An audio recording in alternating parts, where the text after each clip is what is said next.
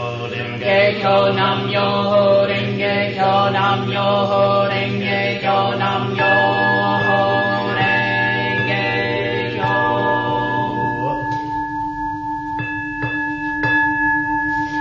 Nam yo renge kyo, nam yo renge kyo, nam yo renge kyo. Thank you. Thank you. So in the morning, we do 5 prayers, and in the evening we do 3 prayers, and we do that every day. And for those of you who are interested, at the last time we came to talk to you about our practice, several people had asked about the difference between our kind of Buddhism and other kinds of Buddhism, because it sounded a lot like other kinds of Buddhisms. And first let me just say that I don't consider myself a scholar of Buddhism. I'm learning it. I've been practicing for 8 years. And David, how long have you been practicing? Almost 30. And so, it's a constantly, as I'm sure you all know in your own practice, it's a constantly evolving process that we learn more every day. And I had a major realization in my life a couple weeks ago, and you just think that you learn it all, and you really don't. So it's always more involved than you think. What I'd like to do is take just a minute to explain some other things that we brought with us that you're welcome to take either now or at the end. Some of you last time received a book called The Winning Life, which is a little pamphlet that our organization puts out. We have more of those if you'd like to pick one up. I also have copies of, we get a weekly newspaper called The World Tribune, and there are lots of great articles about what's going on in our organization throughout the world. Its headquarters is in Japan, where there are between 10 and 12 million members. This Buddhism originated in Japan in the 13th century, and so the vast majority of people who are practicing are still in Japan. What's great about this paper is that there are a lot of experiences by members and how they've used their practice to overcome problems or address issues in their lives. And in fact, this week there's a large experience by a young gay man in LA whose father is actually a leader in the organization, and about his own son's process of coming out. So I brought a few copies of that. I got as many as I could grab. I also wanted to point out that who we consider our mentor, our sensei, if you will, his name is Daisaku Ikeda, and he is a Japanese man who lives obviously in Japan, and he writes an enormous amount. This man writes more than anybody I've ever heard of. I mean, I don't know how many books he has out there, hundreds of books that he's written, mostly in Japanese. Many of them now are being published in English. But this is how we get a lot of information from him, encouragement and guidance and so forth, and it gives us essays that he's written about Buddhism and practical application of Buddhism. So I've got about 10 copies of that, and I've got an earlier last week's edition, which talks about various things that the SGI has been doing with respect to the Victory Over Violence campaign that we have, as well as honoring Dr. Martin Luther King. We have a very close relationship with Dean Carter from Morehouse College, Morehouse College was where Martin Luther King Jr. went to school, and there's a long, close legacy between our organization and that organization. So those are, at the end, you can pick those up. For now, I wanted to share, again, I only think I have 20-something copies, but so please take one and share it if you'd like, and I can get you other copies. Actually, give me, no, I got it here, the original. What I have here is just some interesting reading for you to take. We'll talk a little bit about some of it. The first page, a couple pages, has to do with just an explanation of what the SGI is, our organization, and about our magazine, Living Buddhism. And some background on sort of the more, the secular aspects of our organization, some of the things that we've been involved with. The second item is from the writings of Nichiren Daishonin, who is the founder of this Buddhism, as I mentioned. He has basically a huge, big, fat volume here. I don't know if I can show you the front page. It's stuck. But anyway, it's hiding. This is the basic. Oh, you're right. It goes this way. The writings of Nichiren Daishonin. This is one of the main things that we study in our practice. These were primarily letters that Nichiren Daishonin wrote to his followers, in which he explained the meaning of Buddhism to common people. And this was a very profound thing for a person to do in 13th century Japan, is to first of all, treat men and women equally. And secondly, to write, to bestow upon his followers all the information that he had without, there was no hierarchy. He didn't see himself as anything higher or greater than the common people. He considered himself a common person. So there's a great, one of his writings, they're called Gosho, which mean venerable writings, on attaining Buddhahood in this lifetime. And I selected this because there's a lot of really cuts to the bone explanation that may give you a little bit better understanding of what Nichiren Daishonin was trying to say and why his practice is different than perhaps some other practices. Just for your own comparison. Again, I'm not a scholar, so don't ask me, to explain the difference between, Tibetan Buddhism and this Buddhism, because I don't know that I could. In terms of, there's some other little articles from from our World Tribune newspaper, including Desires and Enlightenment. The next was a recent thing that I thought was fantastic, called The Oneness of Good and Evil and Developing the Courage to Accept Our Innate Good and Evil, which was really good, especially in the current kind of climate of the world. Then some information from our paper about gay, lesbian, bisexual, transgendered activities and events. There's a couple of articles about from a couple of years ago about LA's first meeting, GLBT meeting down there, as well as should have it a 2-page spread with pictures of San Francisco and various other places, our activity in the Gay Pride Parade. So our organization has been really sharing a lot of information about this Buddhism with the gay and lesbian community throughout the United States. Lastly, there's a wonderful article that I just reread by our women's division leader, Matilda Buck, about prayer and the meaning of prayer and how we use prayer in our practice. And I'm sure a lot of this will resonate with many of you.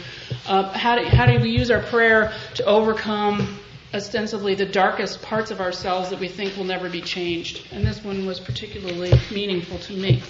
So with that, that's sort of the background of the information. I think that at this point, I wanted to explain again, especially for those people who weren't here the last time, what is Nam-myoho Renge Kyo. And I don't know that I could probably explain it fully in my entire lifetime, and probably a combination of most people's lifetime. It's so deep. When we chant Nam-myoho Renge Kyo over and over, the way I understand it, at least, is it's like I feel like it's pumping up my tire. It's like filling me with wisdom, or it's helping me create a higher life condition than when I started chanting. For me, the essential purpose of Buddhism is to become happy and to be able to weather any problems or sufferings that I may have. It's not that we won't have sufferings when we practice Buddhism, it's that we treat them differently. We don't see them as as a way to identify ourselves by our suffering, but rather this is what human beings go through and everybody experiences it. So for me, the literal translation of Nam-myoho Renge Kyo is Nam means devotion to, it's a contraction of the word Namu, and Myoho is the mystic law, and Renge is cause and effect, or the lotus flower, which simultaneously blooms and seeds at the same time, which represents simultaneity of cause and effect. And then Kyo means sutra or teaching or sound vibration or all of the above. So in essence, we could be said to be chanting, devoting my life to the mystic law of cause and effect through sound vibration or through this teaching. And we repeat it over and over and over. And when you say that, it sounds really damned simplistic, I think. And I think that as we practice it, the more deep meaning of it comes out. Our understanding of our interconnectedness with our other people in our lives, our understanding of our own fundamental darkness, as well as what our own enlightenment means, who we are really at our basic core, understanding the best kind of person that we can be. So just explaining what the words mean doesn't really do it at all any justice, but at least that's kind of how it comes about. Myoho Renge Kyo is the title of the Lotus Sutra, which is the little book that we chant twice a day. With that, I know this is a very limited amount of information. I want to give David an opportunity to explain why he practices Buddhism. I want to talk a little bit why I practice Buddhism, what I get out of it, and then we'll open it up to some questions. So, David, you want to go ahead and say a few things? Okay. Well, I mean, basically, in a nutshell, I practice Buddhism to kind of overcome my own fundamental darkness, which the more I practice, the more I realize that it's how ingrained it is in my life, and what it's going to take for me to overcome my own fundamental darkness. Essentially, I mean, we don't. In one sense, we're not all equal. In the sense that if we all joined like a big aerobics class, right? Some of us, are in better shape than others, and so when I started practicing, I had things were at a very dark point in my life. Not everybody waits till things get that desperate to reach out and try something, and even then I was not reaching out.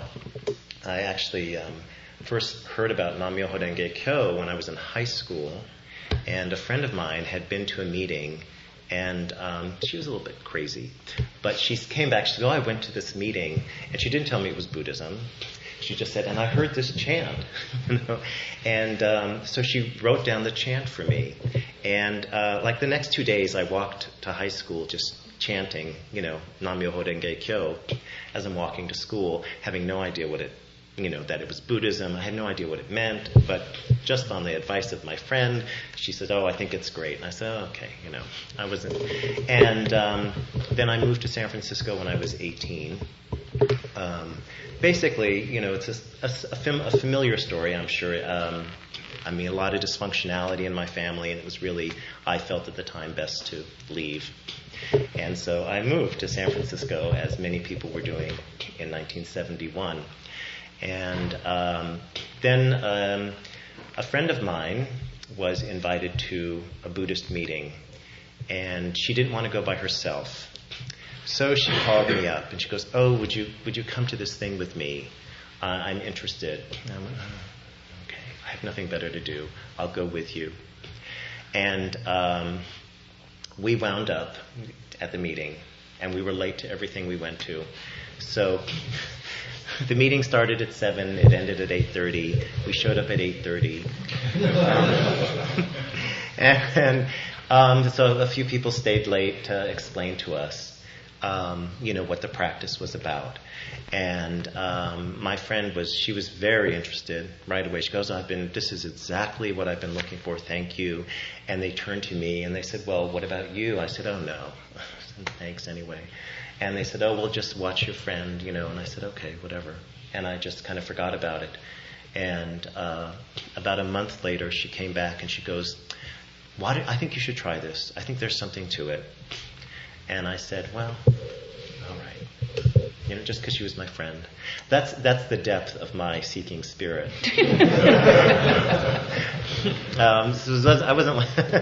So I'm sure many of you probably have approached your practice with maybe a lot deeper. Ichinen. Ichinen is a term in Buddhism, means like with single-minded resolve. And I wasn't there. But but I thought, okay. So they said, well, you should really try it for 90 days if you want to, give it a reasonable test. Otherwise, what can you you can't really kind of make a judgment. And so I started chanting. And I for some reason, I really don't know why to this day, but I was actually very conscientious in my effort to give it a test. I actually did it every day, and it took me a long time to get through this book. And but I also complained the whole way. It really did. I just was so sure I was being taken for a ride. And I just could not, from my Western perspective, think how could chanting have any kind of an effect on my life? And it just seemed very bizarre. And I felt rather foolish doing this. But I persisted, and I remember near the end of 90 days, I went, I was like surprised. Nothing overwhelming had happened, but it felt that some things that were deep in my life that I could never seem to get to move were starting to kind of move. It's not, I just couldn't quite describe it, but it's like something inside was changing, and I couldn't put my finger on it. But it was enough to capture my attention, and for me to go, maybe I should try it a little bit more than 90 days. And I did. And my life slowly began to kind of wake up. Because I had, my initial benefit was that I was kind of waking up inside from things that I had shut down, that I just, that was the way I kind of dealt with things, is I would shut down and feel nothing, and this was not letting me do that. So initially it was not a pleasant experience at all. It was I was shocked to feel all these things that I had so desperately tried not to feel. And I found it to be rather uncomfortable. But at the same time, nothing had affected me this way. So even though it was difficult to kind of feel some of these things that I was feeling, I realized, I felt that I needed to continue because something was going on, and I was kind of wanted to see where it was going to lead and what kind of changes my life would go through. And so I continued to chant, and I continued to gain a bit more confidence in myself, and found that I was making kind of better decisions, even in spite of myself. At the time, I was on a lot of tranquilizers, and I found without just kind of much effort, I was just like forgetting to take them. And after a short while, I was like not on them. They were prescribed tranquilizers. My doctor had given them to me because I was not in a good state. And so in the ensuing years, it's really been a process of self-discovery, and learning to, chant and love myself and recognize my own weaknesses and my own arrogance. And so basically the real reason, I've discovered that the real reason for me to be chanting is what we call human revolution, which is the greatest benefit. Because in this practice they told me, you can chant for anything you want. There was no limitations, which I found intriguing, and it was probably the thing that got me to really give it a try, because there was no limitations about, what I could chant about. And so some of the things I was chanting about were not very enlightened. But they were important to me at the moment. And as I continued to kind of revolutionize myself from within and realize the value of my own life and other people's lives, the things that I started to chant about changed.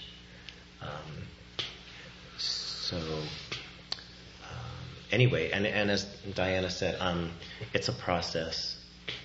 And I don't consider myself a scholar either. And it's just, I feel in many ways like I'm just now beginning my practice. So. Thank you. Thank you. Nichiren Daishonin, the founder of this Buddhism, said that the only difference between a Buddha and a common mortal is that the Buddha is awakened to the fact he's a Buddha, and a common mortal is not.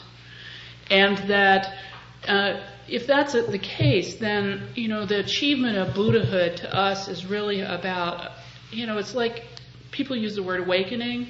It's also being in rhythm, I think, is another way to look at it. When we're in rhythm with the mystic law of the universe by chanting a lot of Nam-myoho Renge Kyo, we're sort of putting, another imagery that I like is, you remember double Dutch jump roping?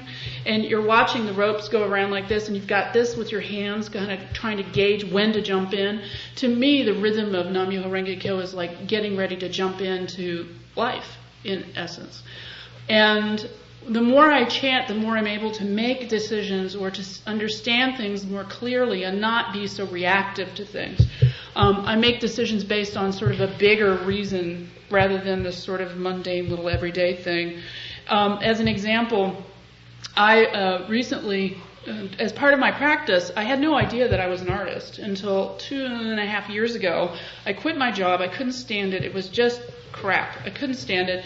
And the day that I quit my job, I started doing artwork, and this was phenomenal because I had never done anything since I was a little kid. So I thought, wow, this is incredible. I started painting. I had all these ideas for paintings, and I just started doing them.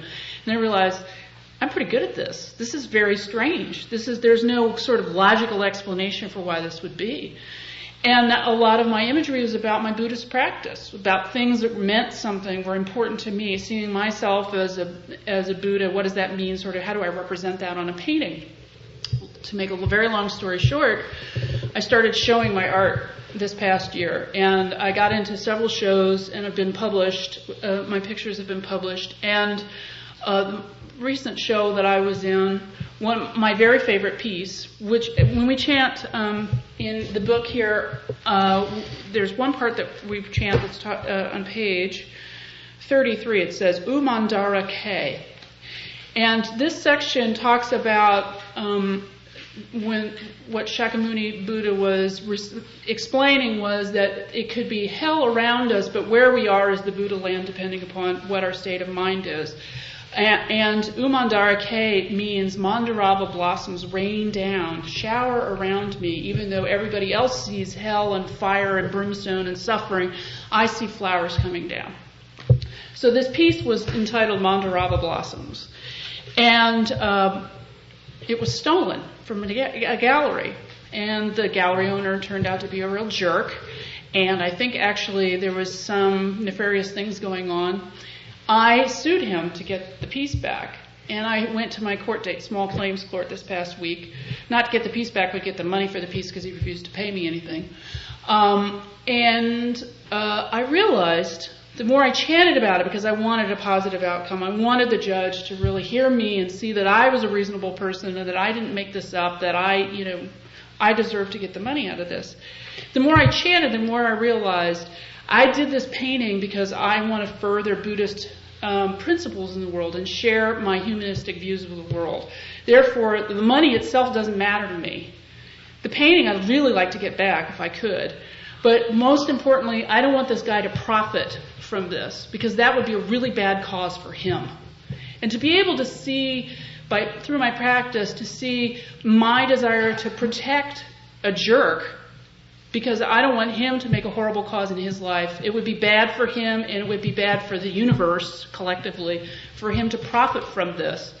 That's a completely different way of looking at my problems, I think, than what I would have had before. I would have been down there every day demanding my money. You took the thing. But it was a very kind of big picture. So for chanting for me is to be able to see the big picture, that my life has meaning beyond what I do on a day-to-day basis, but what I do on a day-to-day basis has really relevance too in terms of this bigger picture. And when I started chanting, my partner introduced me. She introduced me to the practice. She had been practicing since, we met in 1994, so she had been practicing 11 years by then. And I was very skeptical myself. But the more I chanted, the more I realized my things about my nature that I really wanted to change that I thought would never be changeable. And that is, I think, essentially what Buddhism, this Buddhism that we practice, provides, is the hope that anything that appears impossible can be possible. And that is pretty unbelievable when you think about it. And to me, I'm not saying that other Buddhisms or other kinds of religions altogether don't have have that same power. Because I'm not trying to distinguish myself. I'm saying for me, in my own practice, I have been able to see things that are as possible when before I was not able to see them that way. We have about 15 minutes left. I wanted to open it up and have questions because I'm sure many of you have questions, would like to know more. So please feel free to ask. Yes? What happened to small claims court? I will know next week. I don't know yet. I'm chanting for the best possible outcome. It was this week, sorry. No, well, it was last week, but she takes time to render her decision. Sure. Yeah. When you're chanting, are you holding the thought of the desired outcome, or to just? I'm just wondering, what is the quality of mind you have? Sometimes it is. Sometimes I take my anger to the Gohonzon and I chant with a real sense of extreme anger and hatred, and it softens, it changes the more I chant. I think the purpose of, when we talk about earthly desires, our enlightenment, this is another thing that Nichiren Daishonin talked a lot about. Whatever gets us in front of a Gohonzon to chant is a good thing. Because ultimately, bad things in our lives, if they propel us to greater practice, more, a deeper understanding, it doesn't really matter what it is. I mean, we can't, it's not possible to empty the mind, so sometimes I don't say that this is a good thing, but sometimes I take the laundry list of things I need to do for the day in front of the Gohonzon. The more I practice, though, the more it's a very clear, I want to make my life an instrument of a great mission. I want to have a great mission, then share Buddhistic principles with other people, acknowledge that in others. So it could be pretty much anything. I've sobbed through Gongyo, through chanting. I have laughed through it. I have been extremely angry to the point where if I stopped chanting, I probably would have punched somebody out. It's wherever you are, I mean, that's basically what you can take to chanting and use. And one more, do you think what drew you to this practice was a temperamental accord with the practice, or do you think, as opposed to like a silent meditation, did it just struck a chord in you? I practiced Zen for a while before I met this Buddhism, and I think that it was partly temperamental. I think that I'm the kind of person that doesn't do well in meditation. I tend to sort of turn it all in on myself, and it just goes nowhere, and I end up either asleep or more pissed off than before. This is a very active, obviously outward kind of pushing out kind of thing. It's expressing into the universe something. To me, that works well for me. I'm not exactly a shy wallflower, as if you couldn't tell. So trying to calm anything is sort of futile. Other questions? Do you do this at home in the morning and in the evening? Is there a place where you and other practitioners gather and do it together sometimes? Do you want to answer that? Yeah, we each have an altar in our home, and most of our meetings are held in people's homes, although we do have a center at 17th and Potrero. So, yeah. Mm-hmm. Yeah, we're organized primarily by neighborhoods. So I practice in a district with people from my neighborhood, and we get together once or twice or 3 times a month, and we chant together and have a meeting. And they are almost always from 7 p.m. until 8:30. They don't really vary from that very often. People get really kind of weird if it goes longer than 8:30 or it starts late. So, yeah. So it doesn't take you any longer than it took here in the morning and evening? Oh no, it takes much longer. Because we go through the book 5 times. Well, actually we don't go through the entire book. We did the short version 4 times in the morning, and then the long version, which is the entire thing, which includes a middle section we skipped over, pages 6 through 27. It takes about a half an hour in the morning, half an hour to 45 minutes, and depending upon how much Nam-myoho Renge Kyo you chant at the end, which we do the prayers usually first, and then we chant Nam-myoho Renge Kyo repeatedly for as long as we feel we need. So some people chant an hour. We call that daimoku. Daimoku is a Japanese word. It means title. We chant title, which means Nam-myoho Renge Kyo. We chant the title as long as we want to or feel the need for it. Some people chant 3, 4, 5, 6 hours a day, depending on whether or not they have a job. slower life. No, I don't mean that. No. I'm just kidding. No, like yesterday I chanted an hour and a half. I went to the Culture Center at 17th and Potrero, and David was there, and I chanted for an hour and a half or so. There are groups of people that chant for long periods of time for various causes. For example, there's a group that does gets together to chant for people's health concerns. They chant for 3 to 5 hours a couple times a month, I think, something like that. We've had world peace chanting, so that people come and chant for the betterment of the world and for other people's happiness. So it just sort of varies. Other questions? Sure. How could you, if you travel, like I travel for a living, and if I wanted to start chanting or something in this realm, how would you travel with this? It's easy. I used to travel. I wonder what you would have. Well, security in airports is pretty tight. It's more difficult. This is a miniature version. This is the Gohonzon. This is a way miniature version. Most of them are basically, the ones you have enshrined in your home are like about that big, in a box, in an altar that closes. Many people, this is kind of unwieldy for traveling. I have a smaller version which I can't find at the moment, but a lot of people who are flight attendants and so forth who travel for work, they practice, they do their best. I mean, you obviously have to accommodate your life, but the purpose, I think, is really consistency. And there are SGI community centers or culture centers throughout the United States. They're all over the world. I think there's now some community center in every country in the world now. Almost every country, something 170-something countries in the world. I don't think there's one in Afghanistan, but not at the present time.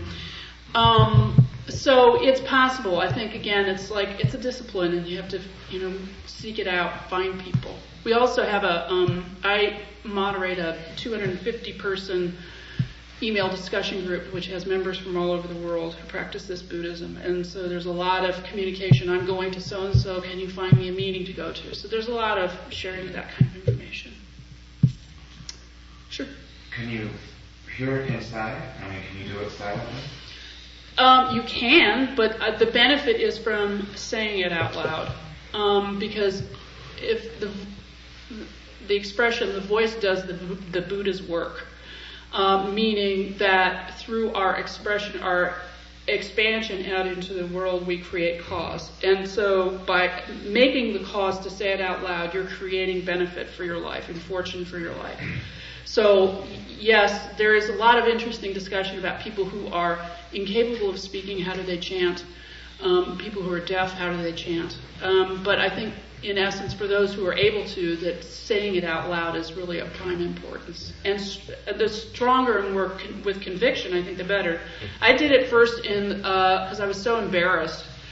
I chanted in the car every day to work. I wouldn't chant at home, and I know people who chanted in the closet, literally, because they were embarrassed about how it sounded. And now I'm not embarrassed about it. I can do it in front of you guys, and I'm not fazed at all. So. But there may be situations where you really can't chant out loud, and so in that instance, the effectiveness is the same. If you're in that situation, you're doing the best you can. Sincerity too. Sincerity. If you're on an airplane, and it would be inappropriate to whip out the beads and go at it. Like that. Sure. Why the rapid cadence?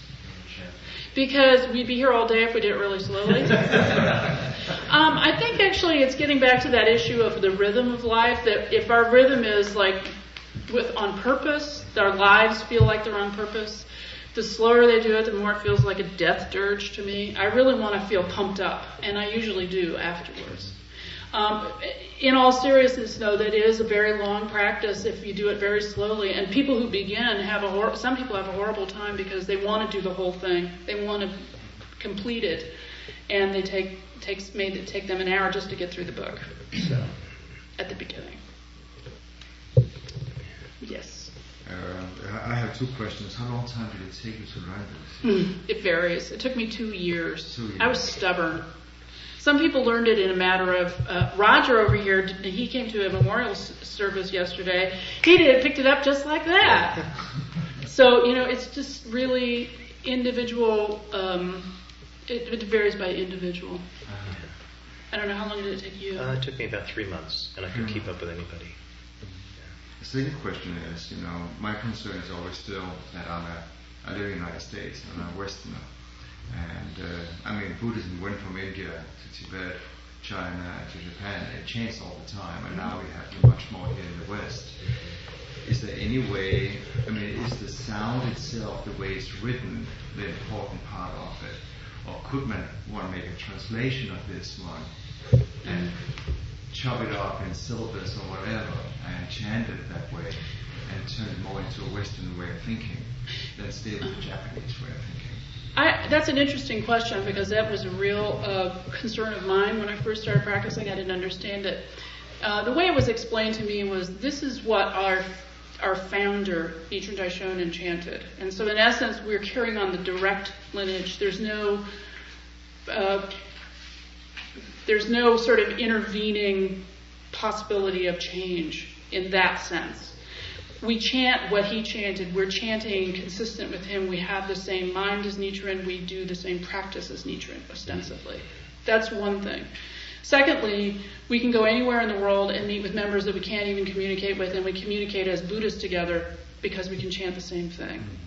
I know somebody who did they translated or used the translation of this and tried to chant it in English, and she said it was horrible. It just didn't have the same rhythmic flow. There's something about this that I think a lot of people would say is, again, a rhythm that fills life up, whether or not you understand literally what it means as you're doing it. So, is it Japanese, or is it Old Japanese? Or? It's pretty much Old Japanese. Yeah. If you showed this to a modern day Japanese person and said it to them, it'd be like speaking Old English to you. You wouldn't really. It's actually Chinese, pronounced Japanese way. Yes. Here's our scholar about the Lotus Sutra right here. Diana and David, let me ask you if you're willing to stay after we formally close the session to talk more. Absolutely. Thank you very much for letting us be here today. We'd like to close like we all close every meeting, which is to say Nam-myoho Renge-kyo 3 times. Wait a second, because we have announcements, and let's would you like us to do that first or last, or not at all? Okay. We usually close the meeting with fine. Thank you. And I forgot to ask people to introduce themselves. So why don't you guys begin again, and we'll go around the room and just say your first name. And is there anyone here who's here for the first time? Yeah. Well, welcome to you guys, and we'll go around. Diana. David. Roger. Patrick. Peter. P-I-T-E. Giles. Jack. George. Rolf. John. Noah. Joe. Greg. Doug. Snake. Gary. Paul. Peter. Paul. Gary. Jim. Phil. Christian. Dan. Michael. Thank you for listening to the Gay Buddhist Forum. If you would like to hear several new talks per month and be notified of upcoming speakers so you can participate live, please subscribe to this podcast, like us on Facebook, and join our mailing list by visiting gaybuddhist.org.